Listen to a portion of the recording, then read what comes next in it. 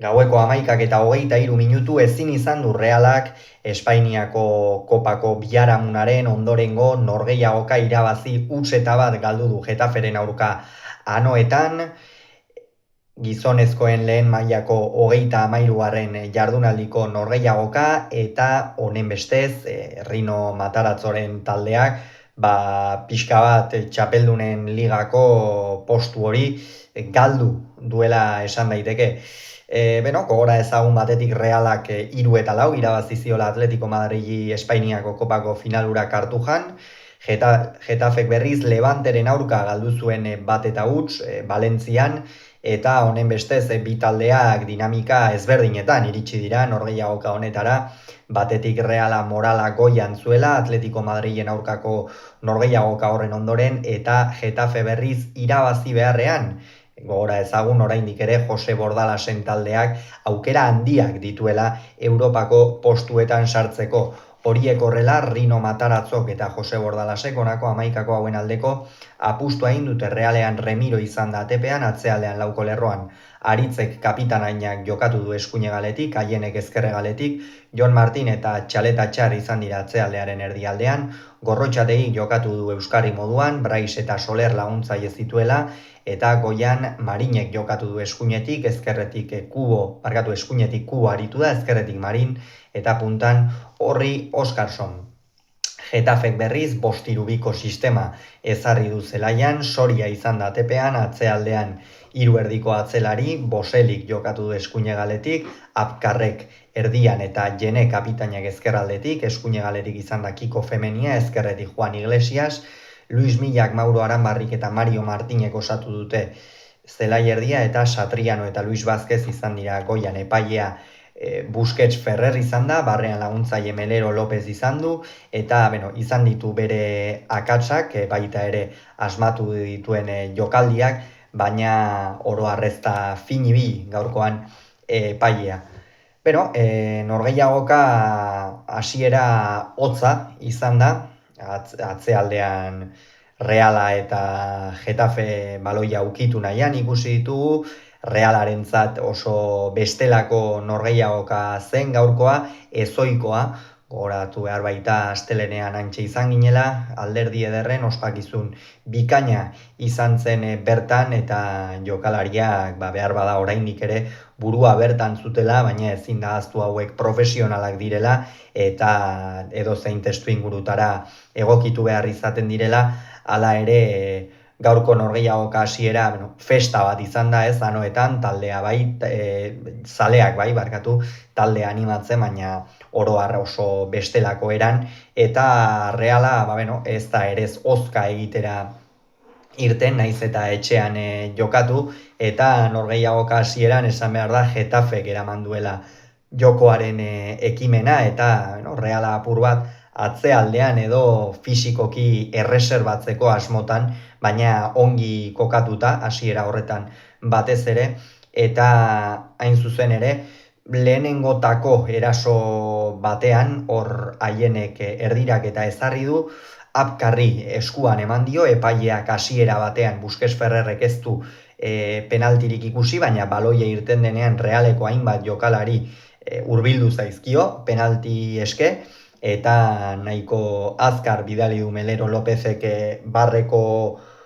telebistatxora, eta bertan jokaldia ikusi ondoren ongi adierazitako penaltia, eta Braisek utxe egin duena, ez da lehenengo aldia, Brais Mendezek penalti bat utxe egiten duena, penalti garrantzitsuak ere utxe egin izan ditu, esate baterako Mallorcaren aurkako ura, orain pare bat urteko kopan, eta egia da, azken bolada honetan batez ere Brais Mendez ez da biela bat ere fin. Hortikan aurrera Reala jarraitu du, saiatzen, jokoaren ekimena izaten, eta ohiko moduan, Jose Bordalasen taldeek egin ohi duten moduan, falta asko eta denbora ugari galdu, horixe izan da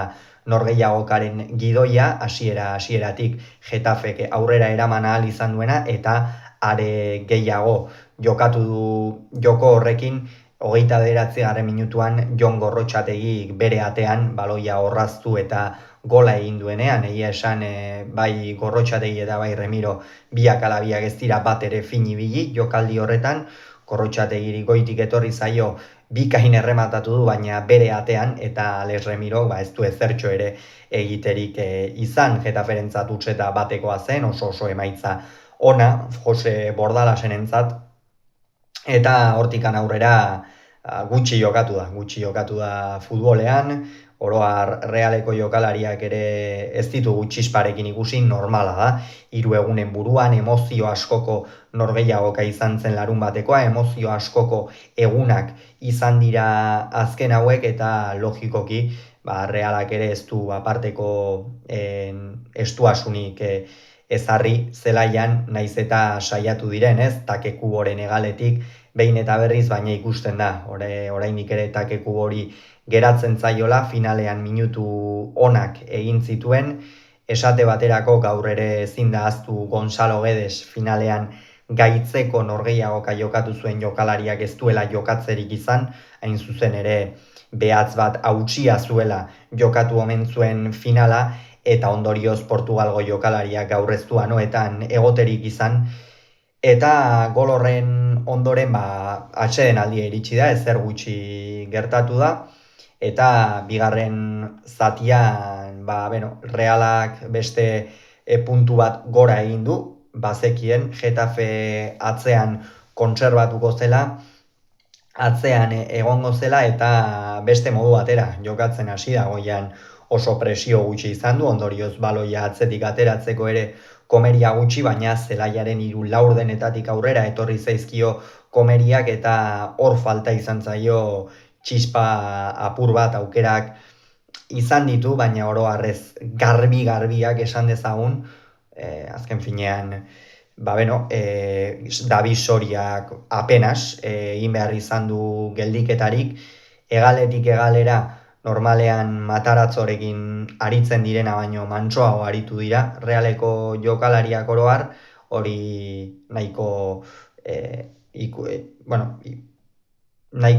ongi ikusi da, ez, norgehiagokan zehar, eta Getafe eroso zegoen bigarren zati horretan, bere jokoa inposatu du, ahalik eta denbora gehien galdu, epailea gainera baimendu diola esan daiteke hori, eta horregatik aipatu behar da Busquets Ferrerren norgehiagokaren kudeak eta oro har ez dela egokia izan, Getafek ez du jaurtiketa bakar bat ere egin 3 zutoinen artean, sartutako gol bakarra Gorrotxategik bere atean sartu duen gol hori izan baita, 3 zutoinen artean ez du jaurtiketarik egin, hori ikeragarria da, pentsa, eta Realak berriz bat baino gehiago egin ditu, baina inongo arrakastarik gabe, ez, hor Oskarsonek izan du bat, Barrenetxeak ere bai, Aranburuk pare bat ere izan ditu, bata zutoinera joan dena, abagune batzuk eduki ditu Realak, baina oro har ez da, Realaren arrats gogoangarri bat izan, gaurkoa gogoangarria izan den bakarra noski kopako garaikur hori erakutsi duela Mataratzoren taldeak zaleen aurrean, eta norgehiagoka amaieran etorri da, behar bada norgehiagokako unerik beroena, hor sekulako nahasmasa, sekulako borroka sortu da zelaian, bi taldeetako aulkietako ordezkari ia guztiak irten dira zelaira, hainbat jokalari euren honetik irten da ikusi ditugu, eta ondoren Juan Iglesiasek adierazpen gogorrak, Getafeko jokalariak adierazpen gogorrak egin ditu Mikel Oyarzabalen inguruan, zera esan du, literalki ahoa itxita bere emazteari sekulakotak eta bi esan omen dizkio,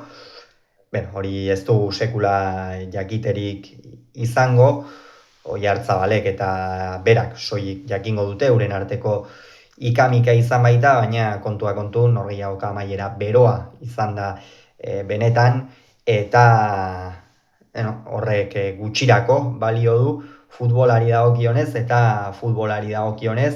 norgehiagoka Realak utz, Getafek bat horrelaxe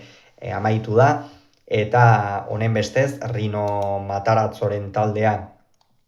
une honetan 8. postuan da, 52 punturekin, Europatik 2 puntura, naiz eta dakizuen moduan Realak kopa irabazteaz gain 2 sari ere eskuratu ditu, bataia da finalera sailkatze hutsarekin lortu zuen, hurrengo urtean jokatuko den Espainiako Superkoparako sailkapena, eta bestetik berriz Europa Ligeko txartela ere lortu zuen, beraz, txapeldunen ligara sailkatzeko saiakera horrekin, ekin behar dio denboraldi amaiera honi orain Realak, liga bakarrik izango duela kontuan izanik, gaur ezin izan du lehen urratsa eman, horren ondorioz oso zaila izango da, baina Mataratzo den lehiakorrarekin eta norgehiagoka galtzea gustatzen etzaion horietakoa izaki, alik eta gorenen sailkatu nahiko luke taldea sailkapenean eta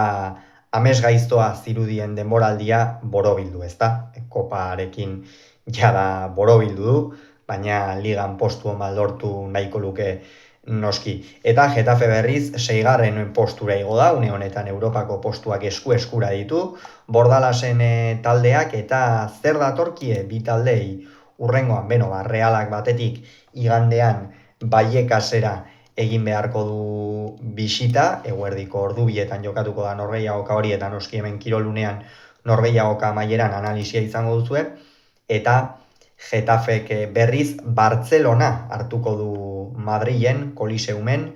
eta partida gogorra, espero da hori ere, ikusiko dugu, ea Bartzelona ia liga eskuan duela iristen den norgehiagoka horretara, ala oraindik ere lana egin beharko duen Hansi Flicken taldeak garaikurra altxatzeko. Gogoratu beraz, Realak huts, Getafek bat anoetan.